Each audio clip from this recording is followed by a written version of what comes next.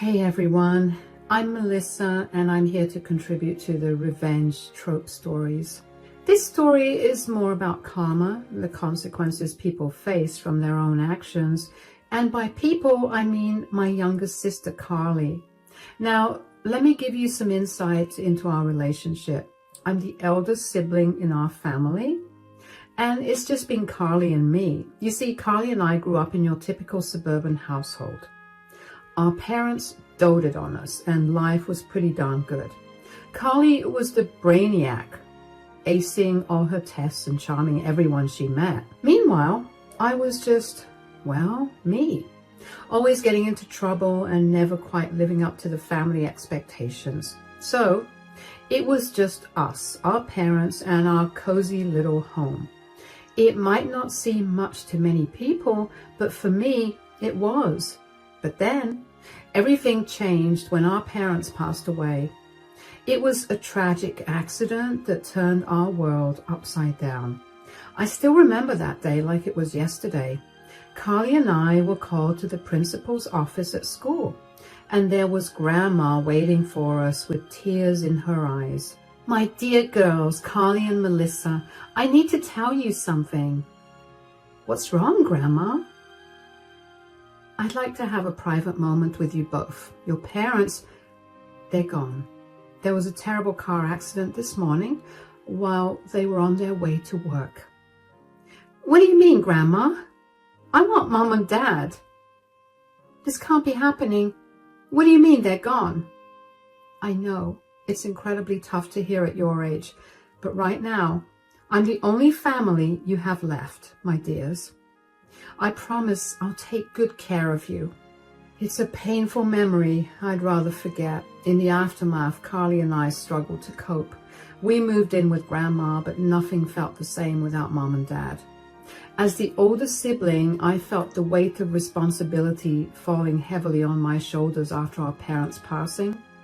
While I tried to step up and be there for my sister, Carly, she seemed to spiral out of control. It seemed like we both had Freaky Friday Ed. Grandma Martha, bless her heart, had to bear the brunt of Carly's rebellious behavior, and I couldn't help but feel sorry for her. Carly's troubles seemed to multiply after Mom and Dad were gone. I remember one time when she snuck out of the house in the middle of the night to attend a party. Grandma was beside herself with worry until Carly stumbled back home in the early hours of the morning, reeking of alcohol. Despite my attempts to guide her, Carly continued down a path of recklessness. She started skipping classes, staying out late, and hanging out with questionable friends. Looking back, I realize now that Carly was struggling to cope with the loss of our parents in her own way. But at the time, it felt like she was deliberately making life difficult for all of us. After finishing high school, I felt both nervous and excited about what was next. Leaving Carly and Grandma was tough, but I knew going to college would help us all in the long run. College was a whole new world for me. And during my second year, I met my husband Nathan in one of my classes. He was really nice and smart, studying engineering. We hit it off right away and became really close. While I was busy with college and focused on building a better future, Carly's life was taking a different path. Unlike me, she wasn't interested in going to college or getting a job. Instead, she seemed content living off Grandma Martha's money. I tried to talk to her and offer my guidance as her big sister, but she didn't seem to care. During my last year of college, when I came home for Thanksgiving, I decided it was time to have a serious conversation with her. "Carly, you finished high school 2 years ago, and since then, you've been relying on Grandma's money. You know she's helped us a lot, but this can't go on forever." "Give me a break, Melissa. It's Thanksgiving. I don't need another lecture from you." "Carly, I'm about to graduate from college. I'm planning to get a job, maybe even move into a new apartment with Nathan. I'm getting my life together, and I'm willing to help you too. I could pay for your tuition, but please just try to do something." I don't see what your problem is. Grandma is fine with me staying with her. Why can't you accept that? I'll live my life the way I want. You can't control me. I'm not trying to control you, Carly. I just want to help you become more independent. In today's world, having a job is crucial. We don't have much financial security, you know. Oh, Melissa, you're so boring. I'm going out for a smoke. Tell Grandma I'll be back for dinner. After that conversation with Carly, I decided maybe I should give her more time. I focused on finishing college. Once I graduated, I landed a job as an environmental analyst at a research institute. It was a dream come true, working in a field I was passionate about. Meanwhile, Nathan had secured a job as a civil engineer at a construction company. We were both excited about our careers and the future ahead. With our stable jobs, we decided to take the next step and move in together. We found a cozy apartment in the heart of the city where we could start our lives together. A couple more years went by and I turned 24. Then Carly called with heartbreaking news. Grandma had passed away. I was crushed. Nathan drove us back to our hometown. Carly seemed calm, but I could sense her sadness. I took charge of arranging the funeral as there weren't many people there. Grandma just left a few belongings and some money split between Carly and me. And the house, well, she left it to me. I remember Carly being bitter about it, but I had assured her she could use it for as long as she wanted to. After the funeral, as everyone left, Nathan and I prepared to return home, but I couldn't shake the feeling that Carly needed me.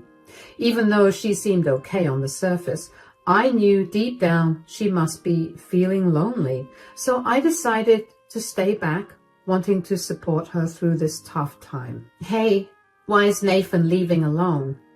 Aren't you going with him? Look, Carly, I know you want to act like this doesn't matter to you, but I want you to know I'm here for you, and I've decided to stay here for a bit. Whoa, you're not staying with me, Melissa. You're not getting it. I've got my own plans. I get it, Carly, but things are different now, and I want to help you get back on track. You can't just brush off everything that's happened. Well, I've got Ethan moving in with me now. We've got plans. Ethan? Who's Ethan? He's my boyfriend, Melissa, and he's been there for me in ways you haven't. Wow, Carly, that's great news. Can I meet him? Not yet, Melissa. Don't be annoying. Carly, Melissa's just trying to help. Can't you see that? Nathan, stay out of this. This is between me and Melissa. All right, Carly, I'll leave if you want me to, but promise me you'll try to sort things out, and I hope this Ethan treats you right. Fine, Melissa, just go. Goodbye. So Nathan and I returned to our apartment. A couple of months later, when I talked to Carly, she excitedly shared that she had landed a job at a local salon as a receptionist. I was genuinely proud of her progress. She also mentioned that things were going well with Ethan, her boyfriend. It seemed like love was bringing out the best in her. And during that time, my own life was bustling with activity. Ethan surprised me with a proposal, and we happily got engaged. Carly was surprised at first, but she quickly showed her support and excitement for our upcoming wedding. She even helped me with wedding planning and choosing the perfect dress when she visited me in the city. I remember the first time I met Ethan over dinner at Grandma's house right after my wedding. Oh my goodness, Ethan, I've been looking forward to meeting you. I was so bummed when Carly told me you cannot make it to the wedding. It has been over a year since Carly and you started dating, and I've been eager to meet the man who stole my sister's heart. Yeah, I've always mentioned to Carly about meeting you guys, but she never seems interested in inviting you over. Come on now, don't throw me under the bus like that. Congratulations to both of you, by the way. Thanks, mate. So, Carly, how's your job at the salon? How are things going there? Well, the salon, it's okay, I guess. Didn't you tell your sister? Tell me what? I decided to quit my job at the salon. It was kind of boring and it didn't pay me well. I've always told her that getting a college degree would open up better opportunities for her. She's a smart girl and she could have landed a better job. Well, it's never too late to pursue higher education, right? I've told you guys 1,000 times I just don't want to go to college. I'm 23, I can make my own decisions. Anyway, Ethan seems to be doing well. He's taking care of your living expenses here, isn't he? Yeah, Ethan has a really good job and he's been helping out with everything. I really love Carly and I don't mind taking care of her. That's really nice of you. After our visit to Carly's place, where things seemed surprisingly okay, Nathan and I settled back into our city life. Our days were filled with nothing but love. Then, out of the blue, Carly called me one evening. Her voice was tense, and I could sense something was wrong. Hey, Mel, I need to talk to you. Hey, Carly, what's up? You sound really anxious. Is everything all right? Mel, I messed up. I messed up big time. What are you talking about, Carly? I'm pregnant. Oh, isn't that something you should be happy about? Did you not want a baby?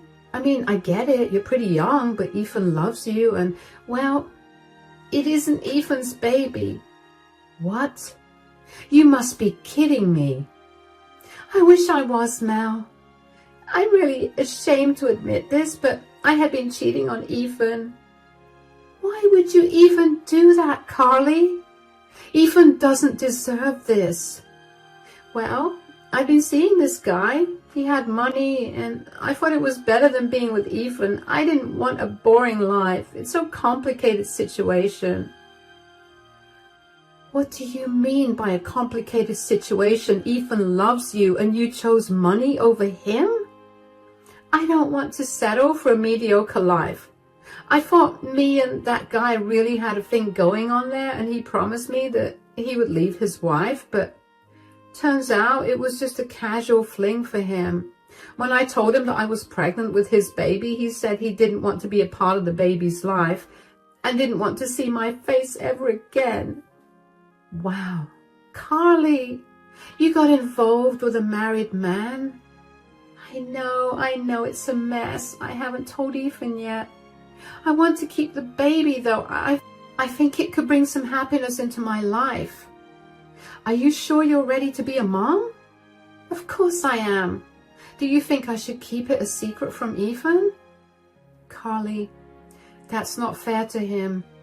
You need to tell Ethan, and soon. If you don't, I will.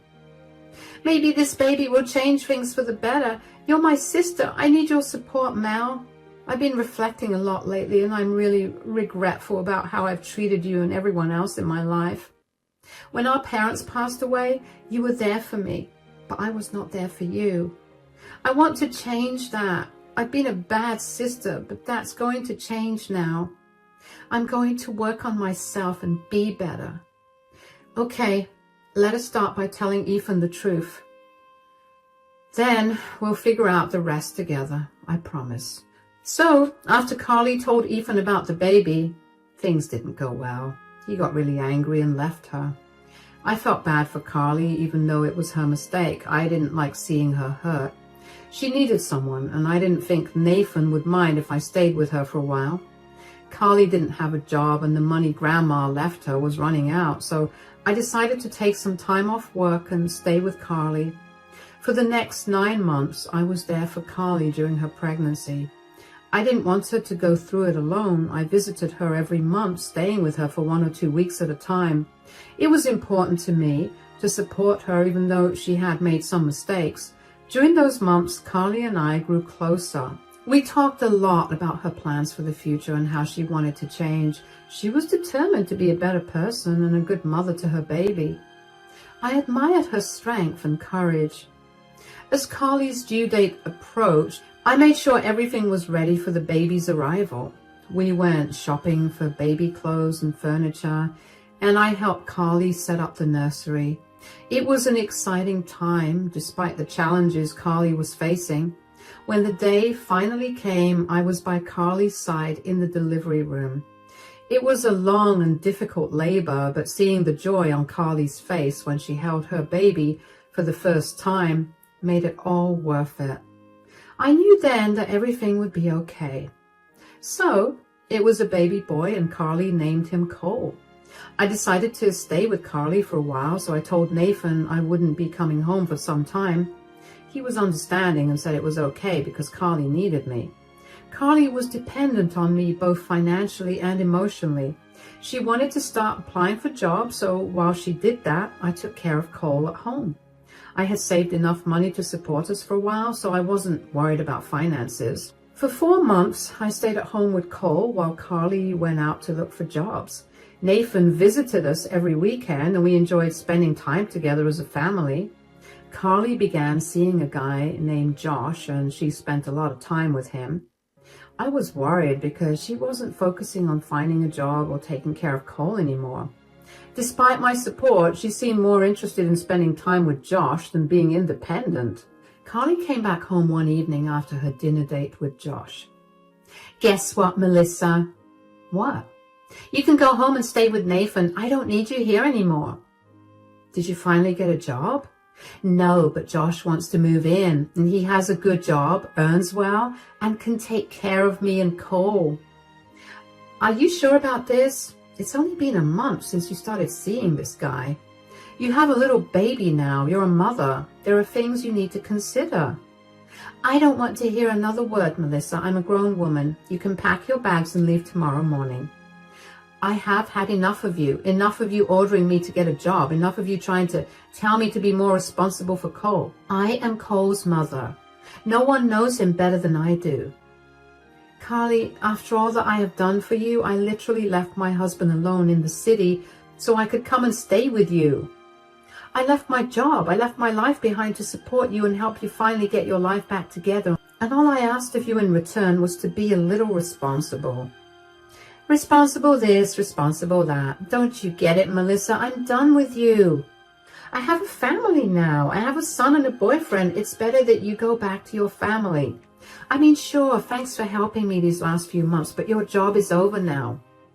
So stop being a parasite at my house. You're unwanted here. I'm putting Cole to sleep now. I expect you to be gone when I wake up." So, dear reader, that incident happened around 8 years ago. After Carly said those hurtful words to me, I reached my breaking point. I went home to Nathan, poured my heart out to him, and shared what Carly had said. Nathan helped me see the truth. Carly was using me for my money and support. Though I didn't want to believe it, it was true. I was blind to reality. I had always been there for Carly financially and emotionally. I covered all her expenses during her pregnancy, supported her appointments and medical needs, and even encouraged her to seek therapy, footing the bill for that too. It's not about comparing love and money, but I gave her both. Yet all she did was disrespect me and cast me aside when she found someone else. So we stopped talking altogether. Fast forward 7 years, and my life has changed significantly. I was blessed with a baby girl named Ariel, who just turned 6. Nathan and I were fully immersed in our life in the city, balancing work, family, and parenthood. Amidst all this, Carly faded into the background. She never reached out, never apologized, not even a simple thank you for all I had done. So imagine this. I'm chilling at home with Nathan and Ariel, just watching some TV after a busy day, and out of the blue, my phone rings, and it's from some random number. Like, who could it be? Then, that's when Carly, out of nowhere, decides to make a comeback after more than 6 years of radio silence. I answered the phone, and without even thinking twice, I blurted out, "Carly?" Nathan shot me a concerned look and motioned for me to go to our bedroom to talk to her. "Melissa, it's me, your sister." "I haven't forgotten your voice, Carly. Why are you calling me?" "Melissa, I know my apology might not mean much at this point, but I'm really sorry for the way I spoke to you all those years ago. You helped me, but I didn't see it. Let's skip the apologies, Carly. I know you don't mean it, but hey, if you do, good for you. Maybe you're becoming more human and less selfish. Really, listen to me, Melissa. I know you won't believe it because of what I'm about to ask next. What now? I need some money. Josh left me. Do you remember your nephew? He has not eaten anything in 2 days. We literally have no money. The school is threatening to kick him out, Melissa. I'm begging you. If not for me, then for your nephew. Carly, I'm not falling for this again. Don't use your poor kid to get my sympathies. Please, just for a few months, I need some money. I just want a stable life for my son. I promise I'll get better this time. Enough with the promises, Carly. I have my own responsibilities now. I can't spare any money for you. What kind of responsibilities? Well, I have a daughter of my own now. Oh, congratulations. So I have a niece now? What's her name? Her name is Ariel. I would love to meet her someday. But Melissa, please imagine this. If, God forbid, you were in a bad position like this, wouldn't you want someone to help your Ariel? You don't have to say yes right now, but please know that we literally don't have anything. The electricity got cut off yesterday as well. Take your time, think about it. Just know that I'll be indebted to you for life and I will return every penny. Just think of Cole. He's a child. He hasn't done anything wrong. Please don't punish him for my mistakes. He shared the same blood as you, after all. I'll talk to Nathan about it. I'll see if I can do something. Thanks, Melissa. After talking to Carly, I had a lot to think about. She asked for help, but I was mostly worried about my nephew, Cole. Thinking about Cole made me sad. He was innocent and didn't deserve any of this. God knows what that poor boy must have been through lately. I couldn't bear the thought of him suffering because of Carly's mistakes. Talking to Nathan about it helped me put things into perspective. We both agreed that Cole's well-being was the most important thing right now. It wasn't about Carly anymore. We decided to visit Carly and Cole to see how they were doing. I sent Carly a text saying we wanted to come over every weekend, and she agreed. So on Saturday, Nathan, Ariel, and I drove to Carly's house, which I hadn't seen in over 7 years. It felt strange returning after so long, and seeing Carly after so long felt strange. Cole seemed like a sweet and cool kid. I introduced Ariel to him and they got along well, playing in the park together. Nathan watched over them while I talked with Carly in the kitchen. Look, Carly, I'm giving you this money for Cole's sake, not yours. And it's not a gift. Think of it as a loan. Oh my God. Thank you so much, Melissa. You're so generous. I promise things will be different this time. Well, I hope things do turn out better, and please take care of Cole. He's a smart kid. Just make sure you use the money wisely for Cole's needs. I will, Melissa, I promise. Thank you again for helping us out. So I set up this deal where I'd send Carly half the money from my paycheck every month. It was tough, but I felt like I had to do it for Cole. Carly said she was sorting stuff out and needed more time and wanted my trust. But I wasn't just giving her money for herself. It was for Cole. We'd visit every month and Ariel and Cole got along great. They were cousins after all. Carly seemed better, but I was wary. I had to use my head more than my heart this time. I decided if Carly didn't get her act together in a year, I'd stop the allowance with a prior heads up. For about 10 months, things seemed quiet, but then something unexpected happened. One day, I received a call from Carly's landline. When I picked up, I could hear Cole on the other end. Oh, hey there. Cole, how are you? Hi, Aunt Melissa. I need you. What do you mean you need me, Cole? Is everything okay? Are you safe? I'm really hungry. I haven't eaten anything, and Mom, she's gone forever. What do you mean she's gone forever? Where did she go? I don't know. There's this paper. She left a letter. It says, Dear Melissa. I don't quite understand it, but maybe she left it for you. I don't think she's coming back. Oh, God, for how long have you been on your own? It has been 2 days. Oh, my God, do you have school today? Well, I haven't gone to school in a long time. Don't worry, kiddo. I'm coming over. When I heard Cole's voice, my motherly instincts kicked in. It was heart-wrenching to hear him, just a little boy, talking about his mom being gone forever. I was furious, mad at Carly for putting Cole through this. I couldn't understand how she could let things get this bad. I called Nathan and I told him what happened and asked him to stay with Ariel while I rushed to Carly's house. It was a long drive, about 5 hours, but I had to make sure Cole was okay. When I finally arrived, I hugged him tightly. I took Cole to the nearest diner and treated him to a nice meal. While he was eating, I carefully opened the letter that I had picked up from the house earlier and started reading it. Dear Melissa, I don't even know where to start, and once again, I've let you down and I'm not even sorry anymore. My life has been a mess and I needed that money. I'm sorry for deceiving you. I never sent Cole to school. I just didn't want him anymore. I collected all the cash you sent me and now I'm leaving. Cole is no longer my concern. I've realized I need a fresh start for myself. Do whatever you want with that loser. Foster care, orphanage, it's up to you. I just want a better life for myself. I'm done with pretending. I'm gone for good. You were foolish to trust me again, but you've always been a pawn in my game. You won't hear from me again. Goodbye. I couldn't believe what I had just read in Carly's letter. The way she had deceived me was infuriating, but this time I was determined to make things right. I told Cole to pack his things because he was coming home with me. We drove back to the city and arrived at my apartment. I prepared a nice hot shower for Cole, and then I sat down with Nathan and showed him the letter. Nathan agreed that we should contact the police and childcare services the next day. I didn't want to reveal everything to Cole just yet. He had already been through so much and I didn't want to overwhelm him. Besides, he wasn't alone. He had us, his family. I wanted to take care of Cole myself. After making that decision, I tried to get some rest for the night. But at midnight, there was a knock on our door. When I opened it, I was shocked to see Carly there.